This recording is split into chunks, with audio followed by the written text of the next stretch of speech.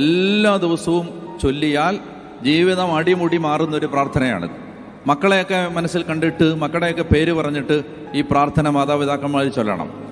നമ്മുടെ ജീവിതത്തെ മുന്നിൽ കണ്ടുകൊണ്ട് നമ്മൾ തന്നെ പറയണം. ഈ പ്രാർത്ഥന വളരെ ശക്തമായ പ്രാർത്ഥനയാണ്. ഈ പ്രാർത്ഥനയുടെ ഒടുവിൽ അവസാനത്തെ വരി ഇങ്ങനെയാണ്: അവൻ്റെ പ്രാർത്ഥന ദൈവം കേട്ടു. അവൻ്റെ പ്രാർത്ഥന ദൈവം കേട്ടു. കേട്ടു എന്ന് ബൈബിളിൽ എഴുതി വെച്ചിട്ടുണ്ടെങ്കിൽ ഇത് ലോകത്തെവിടെയിരുന്ന് ആര് പ്രാർത്ഥിച്ചാലും ദൈവം കേൾക്കുന്നൊരു പ്രാർത്ഥനയാണിത്. അപ്പൊ അതുകൊണ്ട് എന്താണ് അവന്റെ പ്രാർത്ഥന? അവൻ ഇസ്രായേലിന്റെ ദൈവത്തോട് പ്രാർത്ഥിച്ചു. എന്താണ് പ്രാർത്ഥന?